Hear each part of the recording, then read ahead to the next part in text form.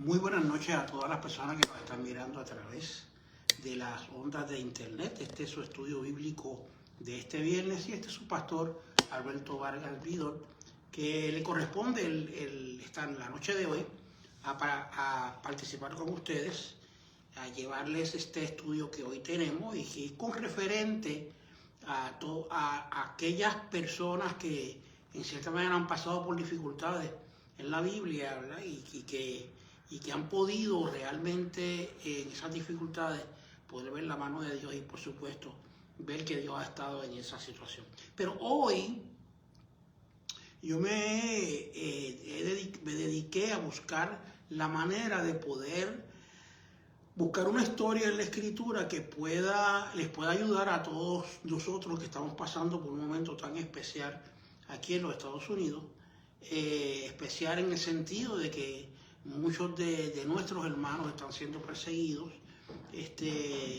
y están siendo, pues por supuesto, oprimidos por cosas que nunca habíamos esperado que pasaran. Así que la historia que hoy tenemos, porque incluso no vamos a dar un estudio bíblico per se, yo quiero compartir con ustedes un story time. Y ese story time es basado en la historia de David, del rey David y del rey Saúl. Pero para eso pues tenemos que definitivamente irnos bien atrás y poderle darles a ustedes el background, el contexto completo de dónde es que vienen estos personajes de la cual van a ser parte de nuestra historia. Incluso son tres grandes protagonistas en esta historia, no solamente estos dos reyes, el rey David y el rey Saúl, sino el profeta Samuel. Y usted, si quiere estar con nosotros y seguir esta historia como la vamos a contar, usted puede ir a su Biblia, buscar su Biblia, y vamos a ir al primer libro de Samuel. Específicamente vamos a estar comenzando nuestra historia en el capítulo 8 del primer libro de Samuel. Así que vaya, busque su cafecito, busque su libretita, busque lo que necesite, especialmente busque su Biblia para que usted oiga este momento, esta historia que le vamos a contar, que conlleva esta historia a que luego como conclusión vamos a sacar de muchas enseñanzas que va a tener toda esta historia. Vamos a sacar 7 de ellas que son importantes, por las cuales quiero que usted se quede, para que usted las reflexione y usted las aprenda. Bueno, pero vamos entonces a empezar. Estamos en el contexto, por supuesto, del pueblo de Israel. El pueblo de Israel ya ha llegado a la tierra prometida y en el protagonista principal dentro de esta historia, incluso dentro de la Biblia, en un momento dado, es el profeta Samuel. Un profeta que se crió dentro del mismo templo del Señor, y fue elegido por Dios. Su mamá es Ana, y entonces este profeta incluso llega a tener una fama increíble, de tal manera que usted va a encontrar en la Escritura. Acuérdese que usted va a ir leyendo conmigo, digo no conmigo, porque usted allá en su casa, poco a poco, porque no me voy a referir a ningún verso en específico, simplemente le voy a decir que en qué capítulo estoy contando la historia. Pero como contexto de antes de comenzar, pues este profeta, usted va a encontrar en las páginas que vamos a leer, que tiene una fama extraordinaria, una fama tan increíble que, por ejemplo, dice la Escritura que cuando Samuel iba a llegar a un pueblo, el pueblo se ponía muy nervioso, porque entendían que si Samuel iba al pueblo era porque Dios tenía un mensaje para el pueblo, y a veces los mensajes pues no eran muy positivos, que digamos, así que el pueblo temblaba. Pero otro elemento bien interesante que encontramos de Samuel, de esa fama de Samuel, también la vamos a encontrar en los textos de los capítulos que vamos a leer. Por lo tanto, yo lo estoy haciendo a usted leer todos estos capítulos desde el 8 casi hasta el 15 o hasta el 18 me parece ahí, pero estoy hablando de capítulos, y es que en un momento dado dice que Samuel lo esperaban en su pueblo, y en su pueblo no comían hasta que Samuel no llegaba, porque él era el que bendecía la comida. Imagínense qué respeto, qué honra y qué fama tenía este profeta, que el pueblo completo lo esperaba para que no comían hasta que el profeta no llegaba, y el profeta era el que bendecía la comida de ese día. Pero vamos a ir comenzando, y tenemos una problemática, nos vamos a encontrar con una problemática que en el capítulo 8 del libro de Samuel, del primer libro de Samuel, y la problemática es que Samuel ya está viejito. Y entonces, pues él tiene 2 hijos, y los 2 hijos no les salieron muy buenos que digamos. Usted debe de entender que no necesariamente, es importante que lo entienda todo el mundo, no necesariamente porque unas personas son hijos de pastores, etcétera, etcétera, tienen que salirle increíblemente santos, qué sé yo. La santidad no se hereda por la sangre, ni nada de esas cosas. La santidad es algo que que viene del Espíritu de Dios, cuando nosotros en nuestra propia voluntad aceptamos a Cristo como nuestro Salvador. Pero a fin de cuentas, ahí está Samuel ya viejito, y sus 2 hijos pues no les hicieron muy bien y no siguieron sus caminos. Así que Israel, además de manejarse, por así decirlo, a través de los profetas, o en este caso a través de los jueces, pero para explicarle la cuestión de los jueces sería muchísimo, a través de los jueces, Samuel era un juez de Israel. También siempre hubo en Israel la costumbre del grupo de ancianos, que era el grupo de personas que por su edad y por incluso no solamente su edad, tenía que haber también otros elementos característicos como su honorabilidad, su santidad posiblemente, su conocimiento. Ese grupo era el que tomaba, el que creaba el consejo adecuado para poder mantener el rumbo correcto, o tratar de mantener el rumbo correcto de la nación. Así que a través incluso del tiempo en que Moisés estuvo dirigiendo el pueblo, este grupo de ancianos existía.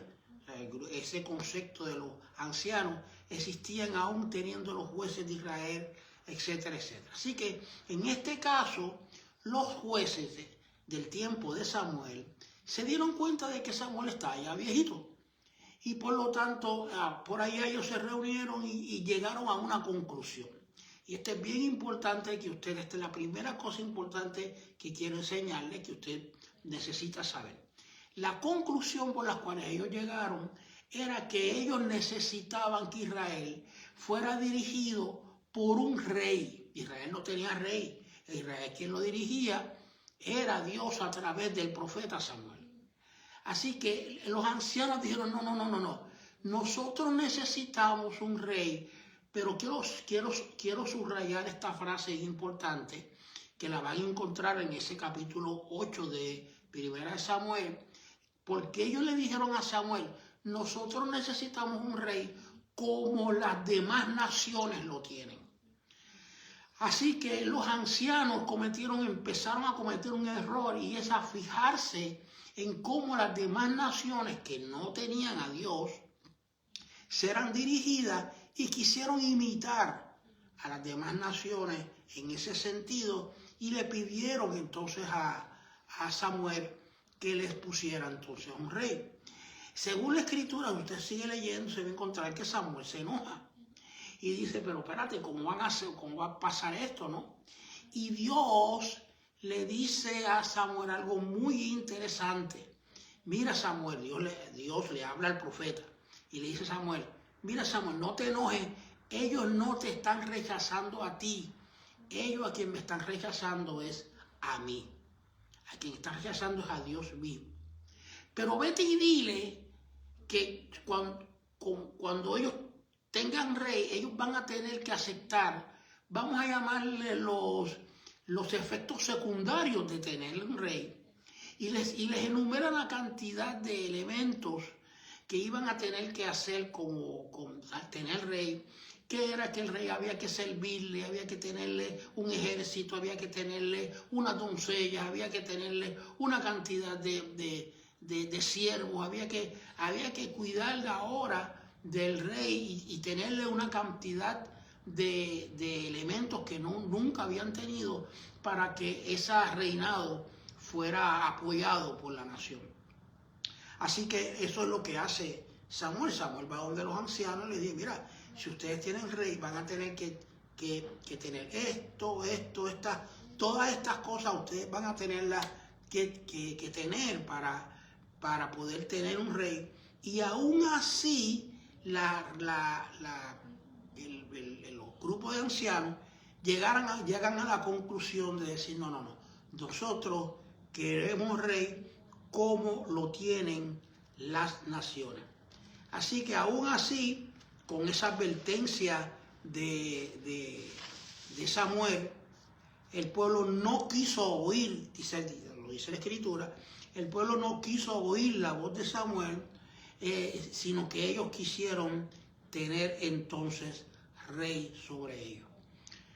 Así que Dios le dice habla con Samuel, le dice, mira Samuel, no te apures porque yo les voy a poner un rey de acuerdo a como ellos lo están pidiendo, de acuerdo a ese perfil que ellos están diciendo ya que lo quieren, que es, ¿cuál es el perfil? Como las demás naciones. ¿Cómo debería ser el rey de las demás naciones? Tenía que ser un rey que se impusiera, un rey que tuviera presencia, un rey que fuera poderoso, que diera miedo, Así que Dios le dice, mira, vete a un pueblo, ¿verdad? Y usted lo va a encontrar por ahí, capítulo 9 ya estamos hablando de Samuel, y tú vas a ir a cierto pueblo y vas a encontrar a una persona llamada Benjamín, que es de la tribu de los benjaminitas. Y allí el hijo de esa persona de Benjamín se llama Saúl. Ahora, vas a ver que Saúl tiene unas características. Saúl es bello, era guapo, ¿no? Dice la Escritura, la palabra guapo no la dice, ¿verdad? Pero dice que era bello y que era un hombre alto, altísimo. Era tan alto que el hombre más alto de Israel le llegaba a los hombros a él. Así que era imponente, se veía imponente. El trabajo de Saúl era cuidar los asnos de su papá. Él era criador de asnos. Y entonces, pues para ser criador de asnos, entendiendo que el asno es un animal que no es muy dócil, tenía que ser fuerte, tenía que ser muy brusco, ¿no? Así que por lo tanto, Samuel va y se dirige a buscar a Saúl y incluso le dice a sus parientes, mira, yo estoy buscando a Saúl porque él va a ser el nuevo rey de Israel. Y lo que hace Saúl es que se esconde entre los asnos, ¿verdad? Porque le da miedo el enfrentar esa responsabilidad que por lo cual Dios lo había elegido. Aún así, Samuel entonces lo encuentra y lo saca y lo unge como rey. Es bien importante que ustedes entiendan algo. Saúl era el rey de acuerdo a las características y el perfil que estaban buscando los ancianos de Israel. Pero Saúl fue elegido por Dios. Por lo tanto, Dios estaba con Saúl. No estaba alejado de Saúl. Y aunque por ahí quizá usted crea que el primer rey de Israel es David, David no es el primer rey de Israel. El primer rey de Israel es Saúl. Así que Saúl empieza a reinar a Israel.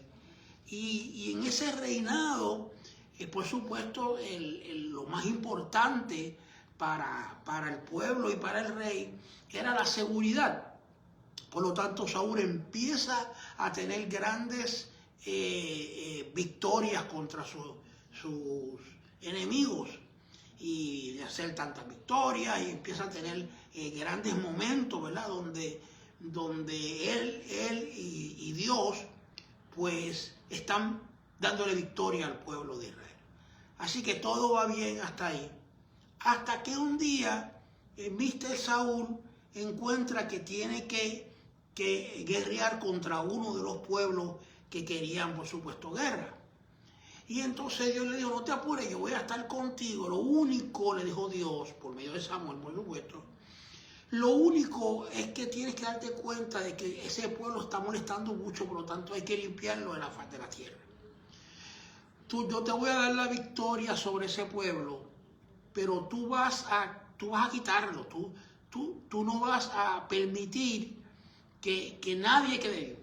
Incluso no vas a tomar absolutamente nada de las ganancias y de los animales, etcétera, etcétera, de ese pueblo, sino que simplemente los vas a borrar de la faz de la tierra, lo que era ese pueblo y por supuesto sus ganancias y sus cosas. Saúl fue a la guerra contra ese pueblo, y cuando salió a la guerra, Saúl comete un error que le da el perdón al rey de ese pueblo. Es bien claro que incluso en administración, en cuestiones de administración comercial, en cuestiones de administración de iglesias, en cuestiones lógicas por supuesto, de elementos de guerra, etcétera, que si usted permite que de donde salen las ideas malas sigue teniendo la oportunidad ese de donde sale, sigue teniendo tanto vivo, esas ideas malas van a permanecer. Y por supuesto, por eso es que el Señor le había dicho, tú tienes que quitar a ese rey, ¿verdad?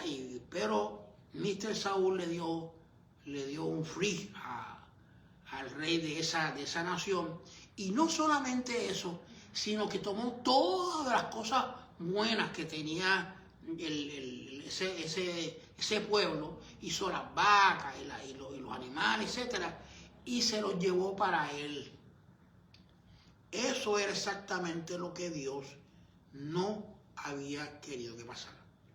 Pero miren, hay algo bien interesante, y dice, pero ¿cómo es que este hombre, sabiendo que ha sido elegido por Dios mismo, sabiendo que Dios le está dando unas instrucciones, por qué este hombre se atreve a desobedecer?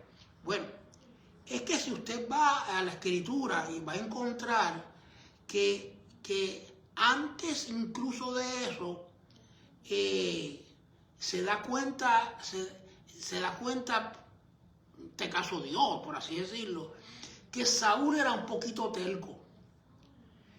Y entonces en una ocasión él tenía que guerrear contra los filisteos, y por lo tanto le dijo el profeta Samuel, mira, yo voy, espérame en tal sitio, en este monte, en lo que yo voy y voy a encontrarme contigo allí para hacer sacrificio al Señor, para que el Señor esté con nosotros en la guerra contra los filisteos.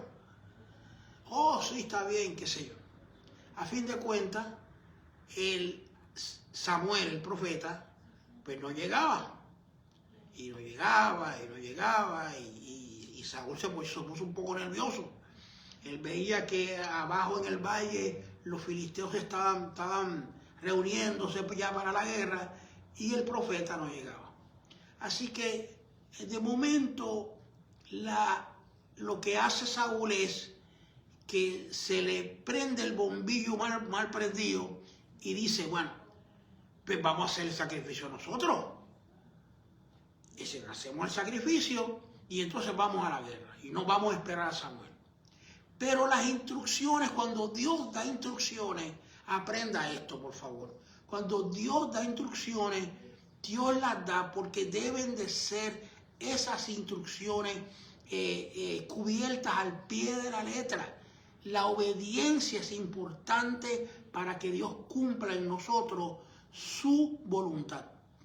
A fin de cuentas, cuando él está haciendo el sacrificio, ahí llega el profeta Samuel y le dice estas palabras: has actuado locamente. Tú se supone que uno hiciera una cosa como esta. Y por eso tú vas a perder el que Dios esté contigo, porque tú tienes que aprender a obedecer. A fin de cuentas, es verdad, porque en la próxima campaña de guerra, que es la que estábamos hablando ahorita, de momento a Mr. Saúl le da con desobedecer a Dios. Y cuando Dios ve la desobediencia, entonces envía a Samuel para que Samuel diga unas palabras muy interesantes, que es bien importante que también usted aprenda de esta historia. Cuando de momento llega Samuel y dice: mira, se supone que tú no hayas tomado nada de estas cosas, ¿verdad? Tú no, por más justificación que tú tengas de que tú se le ibas a dar a Dios y que eso es ganancias para Dios. No, Dios dijo unas instrucciones. Así que de momento el mismo Saúl empieza a decir: yo he pecado, es verdad, yo he hecho lo que no se debe. Y Samuel le dice: mira, es bien importante que aprendas esto. Dios no se complace con los sacrificios y holocaustos que nosotros le hagamos, tanto en que le obedezcamos. Dios se complace en la obediencia, no en lo que nosotros podamos darle a Él. Lo que Dios busca de nosotros es que nosotros lo obedezcamos. Esas palabras fueron bien claras de parte del profeta, de parte de Dios, a través del profeta hacia Saúl. Y después de esas palabras de parte de Dios, el profeta le dice: por lo tanto, tu reino ya es desechado. Y Dios desecha el reinado de Saúl por la desobediencia. Óigame bien, por favor, usted que me está oyendo allá en su casa. Entiende que Dios no es un Dios malo, Dios es un Dios bueno. Pero ese Dios bueno quiere que usted haga las cosas buenas. Y cada vez que nosotros desobedecemos, nosotros empezamos, es como si fuera usted ha visto esos juegos que usted pone muchos dominó, ¿verdad? Ese efecto del dominó se le llama, ¿no? Que si usted tumba el primero, va a tumbar un montón de atrás. Cada vez que usted desobedece, pasa lo mismo. Una desobediencia llama a una otra desobediencia. El salmista lo decía así: un abismo llama a otro abismo a la voz de sus cascadas. O sea, todo lo negativo va a crear cosas negativas, y va a crear cosas negativas, empezando hoy hasta nuestro futuro. Por lo tanto, Dios sabe lo que está diciendo. Dios sabe por qué. Es que en momentos de su vida, de su propia vida, que posiblemente usted dice: Dios se enojó conmigo porque yo desobedecí. Sí, porque se está dañando el plan que Él tiene para usted. Un plan que es perfecto.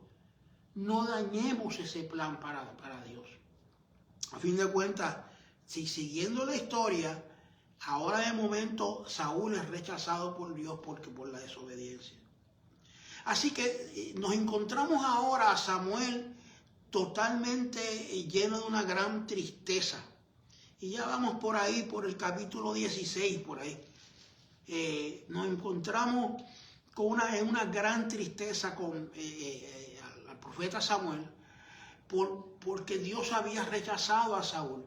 Así que Dios le habla al profeta Samuel y le dice: párate, deja de llorar ya a Saúl, porque ya yo he levantado rey para Israel. Mira, te vas a ir a un barrio chiquitito allá que se llama Belén, y allí vas a encontrar a una persona llamada Isaí, que tiene unos hijos. En la casa de Isaí, ahí entre sus hijos está el próximo rey de Israel.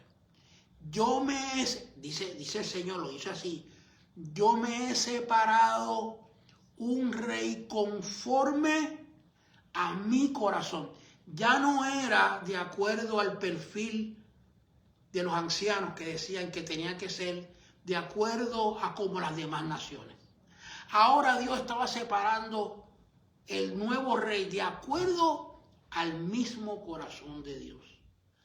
Ya tenía unas características diferentes que posiblemente no eran conformes a las cosas que nosotros quisiéramos ver, porque nosotros siempre queremos ver lo que aparenta y no lo que se debe de nosotros realmente pesar, lo que verdaderamente pesa ante los ojos de Dios. A fin de cuentas, ahí de momento dice, bueno, pues fue fácil para la primera ocasión, de momento Dios escoger a este hombre que era el más alto de Israel, perdón, la persona que tenía ese porte de rey, y decirle a todo el mundo, mira, aquí tienen el nuevo rey de Israel. Pero ahora hay que ¿cómo vamos a cambiar de rey?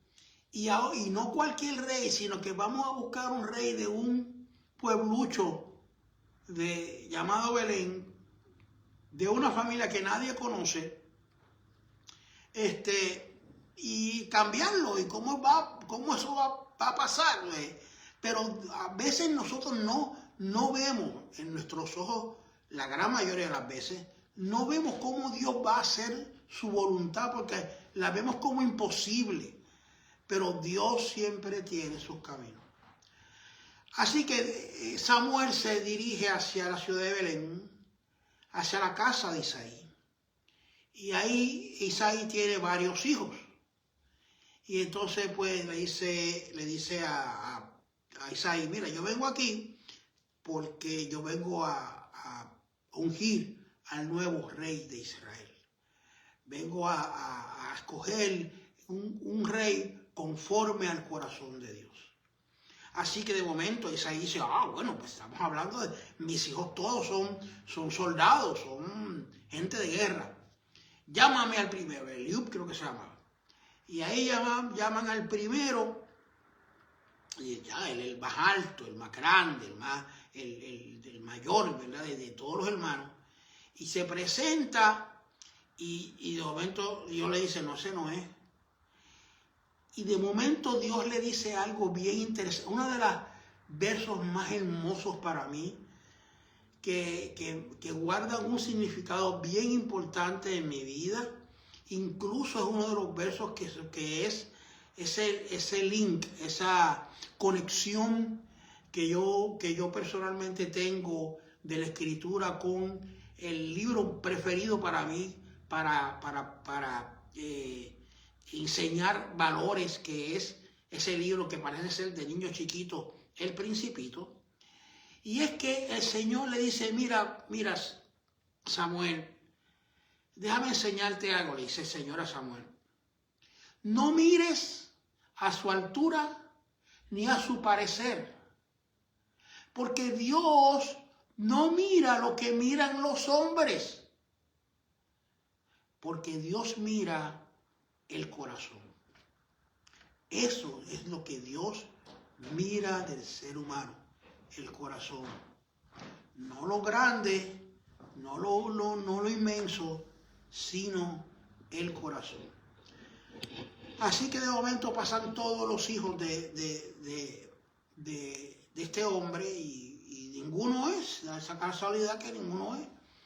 Y pasa el séptimo hijo y le dice el profeta a Isaí, mira, tú no tienes otro hijito por ahí más porque ninguno de estos es.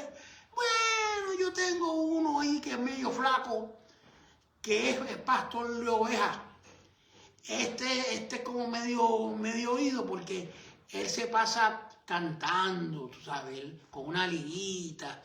Incluso le dicen en la Escritura, uno de los apodos que le dicen es el dulce cantor de Israel. y porque él pues hacía salmos pero él está por allá con sus ovejitas, es el menor, es el nene de la casa. Pues mándame a buscar al nene de la casa, y cuando Samuel ve al nene de la casa, se da cuenta de que ahí está mirando al próximo rey de Israel, y este es David. Así que de momento tenemos ahora que a David, el más pequeño de los hijos de esta familia, el que no tenía ese porte, dice la Biblia que era bellísimo, eso sí, era guapo, ¿no? Era guapo, pero no tenía las otras características de grandeza, de ese porte, sino que era bello, era un hombre bello. Así que ahora uno se pone a pensar, y ahora cómo yo voy a tomar este nene, porque es un nene, voy a tomar este nene y lo voy a poner como rey de Israel si todavía Saúl está ahí. Saúl está como rey. Dios lo había rechazado, pero no, esos son elementos espirituales y entre Dios y él. Pero estaba ahí todavía Saúl. Bueno, pero Dios tiene que aprender algo bien importante. Las crisis no necesariamente son negativas. Las crisis abren puertas, producen oportunidades para que nosotros veamos cosas importantes que en otros momentos no podemos ver. Así que de momento, pues ahí está Israel teniendo dos reyes. Uno que Dios ya había rechazado, en este caso es Saúl, y otro que era el que Dios había escogido según su corazón, pero que nadie sabía quién era, porque no se anunció tal cosa como eso, porque si no, incluso Samuel mismo le tenía miedo a Saúl, porque Saúl era un poquito iracundo, ¿no? Y no quería que de momento Saúl dijera, ¿cómo tú vas a traer otra rey? Y lo matará él mismo. A fin de cuentas, aparece una crisis, y esa crisis se llama Goliat. Ahí de momento están los filisteos al frente, en un valle, al frente de las huestes de Israel, y los filisteos comenzaron a tener una estrategia muy utilizada por el diablo, y es esa guerra psicológica del miedo. ¿Y cómo lo hacían? Bueno, pues ahí le tiraban al frente a Mr. Goliat de Gat, un gigante, un tipo verdaderamente gigante, que decía que las armas que tenían eran unas armas forjadas nada más para él por lo grande que este hombre era.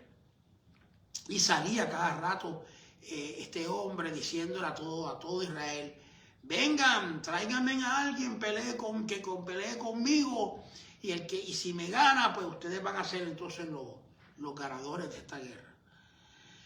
Y entonces, pero nada, todo el mundo le tenía miedo cuando veía aquel gigante.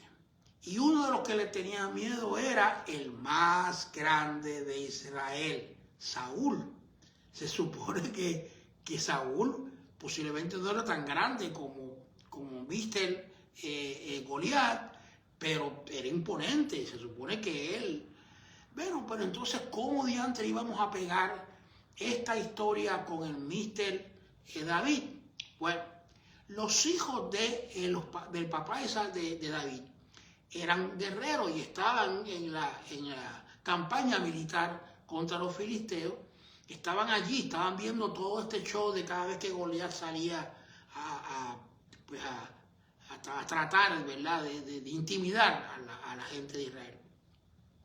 Y entonces de momento Isaí le llamó a David y le dijo, mira, yo tengo un pozolito por ahí y unos taquitos para que tú se los lleves a tus hermanos que deben estar hambrientos. Así que llévale a tus hermanos esto, porque pues para que coman, para que almuercen allá donde ellos están. Y entonces pues David oyó y dijo, bueno, pues vamos para allá. Y tomó su fiambrera y tomó sus cositas, ¿no?, para llevárselas a sus hermanos. Y cuando llegó David al lugar, al terreno donde estaba el ejército, vio el show de Goliat salir y decir, ¿quiénes son ustedes? Que vengan a guerrear conmigo. Y David, pues tenían algo que quizás alguno de nosotros diría que es malo, pero bueno, y es que era un poquito bocón, ¿no? Así que David de momento dice, adiós, ¿qué le pasa a este? ¿Quién se cree este hombre que es? David era un nene, un mico al lado de cualquiera de sus hermanos. Y era un nene, pero como que él empezó a decirle allí a toda boca, ¿quién se cree ese circunciso? ¿Quién se cree que esa persona que es? Viene diciéndole eso al pueblo de Israel. ¿Quién se cree que es ese tipo? Si nosotros tenemos al Dios de nuestra parte, y la gente, los otros soldados, dijeron, Dios, ¿qué le pasa a este bocón aquí vociferando cosas? Y se lo dijeron a sus hermanos, y los hermanos vinieron a regañar a David. Mira, cállate la boca, que tú no sabes lo que estás diciendo. Tú eres un nenito aquí, ¿qué tú te crees? Pero también le llegó el chisme a Saúl. Y Saúl, que estaba escondido en su caseta, llamó a David. Y dijo, mira, ve acá, ¿qué te pasa a ti? Ve qué es lo que tú te crees, que tú te vas a dejar intimidar por este gigante. Pero mira, si tú eres un nene, o sea, ¿cómo tú vas? No, espérate, le dijo David a Saúl. Yo soy pastor de ovejas de mi papá, le dijo. Y ¿sabes qué? Cuando viene un oso o viene un león, yo les meto mano. Y si ellos me enfrentan, yo los persigo y los mato. Este nene que mata a los osos y mata a los leones, este tipo tiene que tener algo. Así que Saúl le dijo, bueno, pues no perdemos nada, porque nadie quiere salir como quiera a pelear con Goliat. No perdemos nada en dejar que el nene pues vaya a hacer su show. Así que toma, ponte todo el armamentismo de guerra encima. Y David dice, no, yo no puedo, yo soy un nene, yo no puedo con esto. No te apures que yo voy con lo que yo tengo. ¿Y qué tenía David? Una onda. Y fue a un riachuelo y buscó unas 5 piedras. Así que ahí fue, de momento, está todo los 2 ejércitos, está el enorme Goliat, así pues amedrentando al pueblo, y sale del parte del pueblo de Israel el nene David. Y sale, por supuesto, pues con el palo pastoral, porque David era pastor de ovejas. Así que el Goliat le dice, ¿quién es este tipo que se atreve a tratarme como si yo fuera un perro y venir a mí con un palo? Se enojó más el gigante. Y entonces David lo que hace es que lo insulta.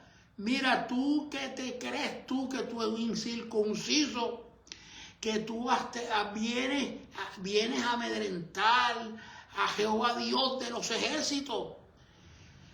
Y entonces David toma para hacer, usted sabe ya más o menos cómo termina el asunto. David toma una piedrita, la pone en su onda, la tira, pero esa piedra sabemos que va con un poder mucho más que los brazos de este niño llamado David. Y va directamente hacia la frente del gigante y lo mata. Y sale David corriendo hacia el gigante y toma su propia espada y le corta la cabeza. El asunto es que ahí sale todo el ejército de Israel, lo ha animado por lo que hizo David, y persiguió al ejército de los filisteos y tuvieron una gran victoria. Si usted sigue más o menos el cuadro de todo lo de todos los eventos que siguen, pues por supuesto ahora hay un nuevo héroe de Israel llamado David, que incluso su fama fue tan grande que se hizo hasta una canción, Las doncellas de Israel cantaban una canción que decía: Saúl mató a sus miles, pero David a sus 10,000. Bueno, pues ahí tenemos un gran problema, porque quiere decir que aunque todavía ponían a Saúl como un gran guerrero, al nene que acaba de llegar lo ponían 10 veces mejor que él. Así que de momento nos encontramos con otra escena más que abre las puertas para que de momento David entre en palacio del rey. Y es que Mr. Saúl, que dejó de tener una relación con Dios, empieza a sentir que un espíritu maligno empieza a estar dentro de él. Y empieza a tener aparentemente ataques y empieza a tener elementos que no lo dejan tranquilo. Y él llama a los sabios de Israel y dice: busquen a ver quién puede tener una cura para lo que yo estoy pasando. Y de momento una de las personas dice: bueno, por ahí hay un muchachito que él canta y que toca guitarra, una lira, ¿verdad? Pero no, más o menos. Y entonces pues y entonces le trajeron, era David, y le trajeron a David, y David cada vez que él tocaba delante de Saúl, Saúl se calmaba. Pero con más razón, estando Saúl en el reino, Saúl se empieza a enterar de cómo la fama de David iba creciendo más allá de la fama del mismo Saúl. Y ahí viene la envidia, ¿no? Y ahí viene el egoísmo, y ahí viene la altivez.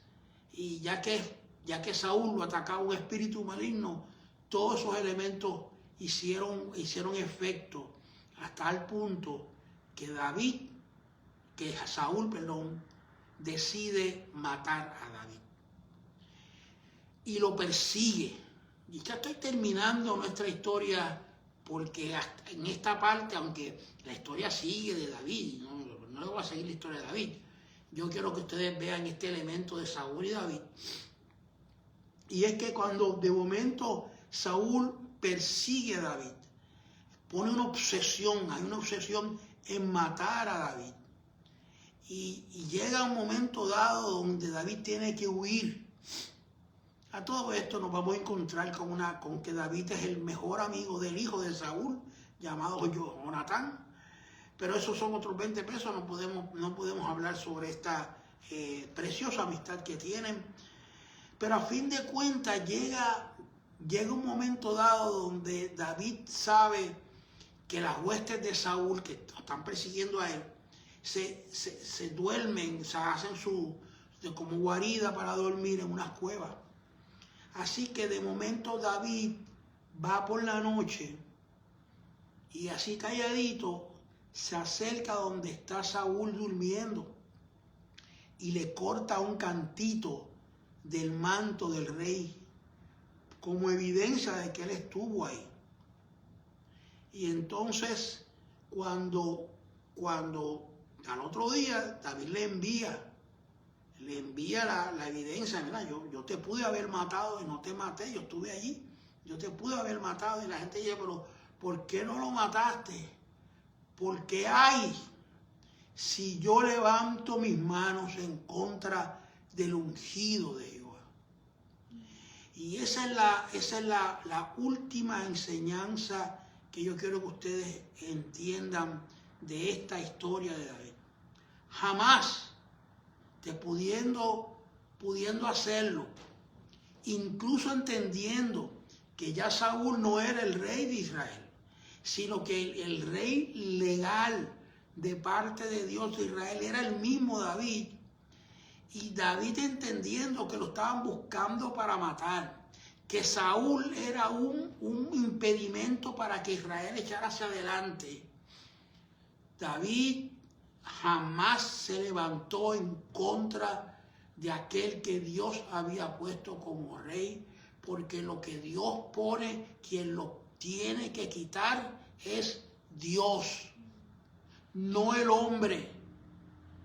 Por lo tanto, está bien claro que David nos enseña: jamás te levantes contra aquello que Dios ha establecido, porque para que eso que Dios ha establecido se deshaga, quien lo va a deshacer tiene que ser Dios y no nosotros los seres humanos.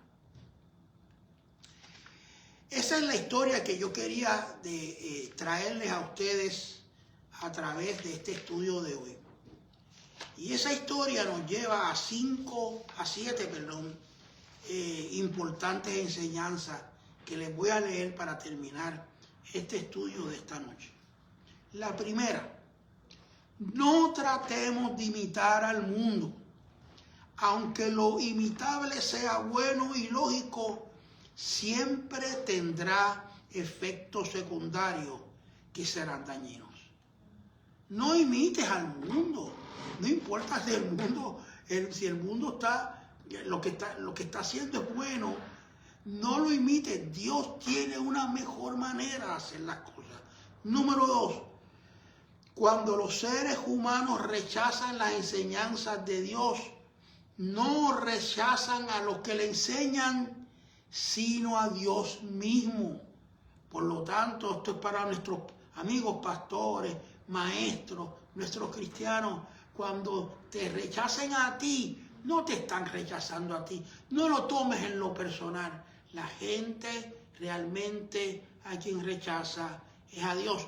Y eso a veces es bien notorio en nuestras familias, cuando de momento una persona se convierte y trata de enseñarle a su familia que lo bonito que es ahora su vida, y su familia no le hacen caso. No es nada personal en contra tuyo, es algo personal en contra de Dios.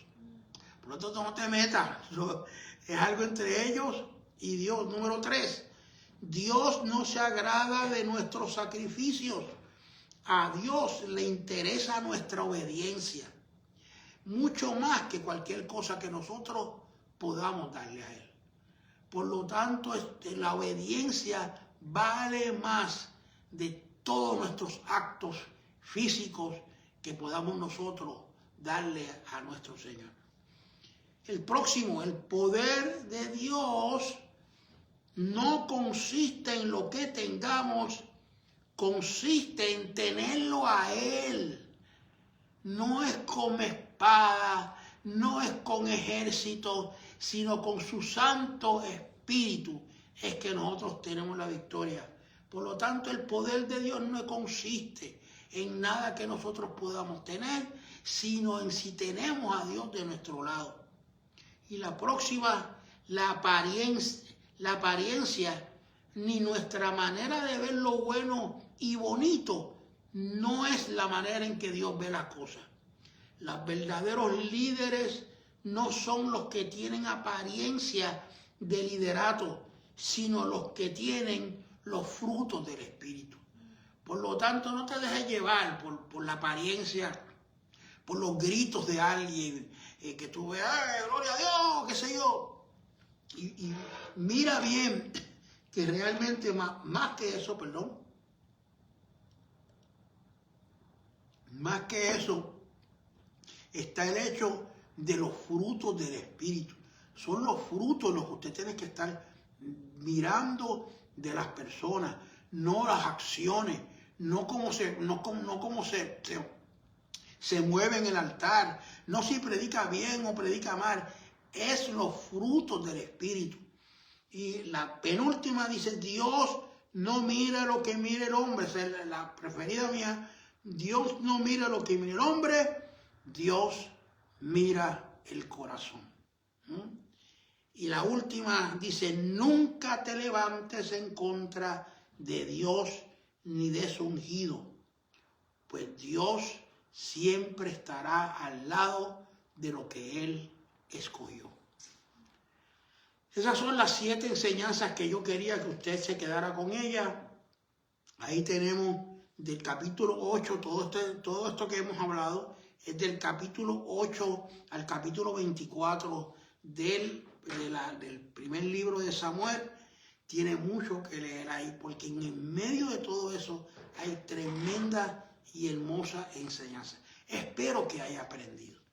Espero poder haberle llevado por medio de esta story time, ¿verdad? Esta enseñanza alegre y chévere, ¿verdad? Que para que usted entienda, Dios está con nosotros no por lo que nosotros somos, sino por lo que Él es. Y no importa, miren, no importa cuán poco usted se ve a sí mismo, no importa cuán poco usted vea que quizá usted mismo se valora, Dios lo valora a usted tanto que dio a su Hijo unigénito para morir por usted en la cruz del Calvario. Muchas gracias.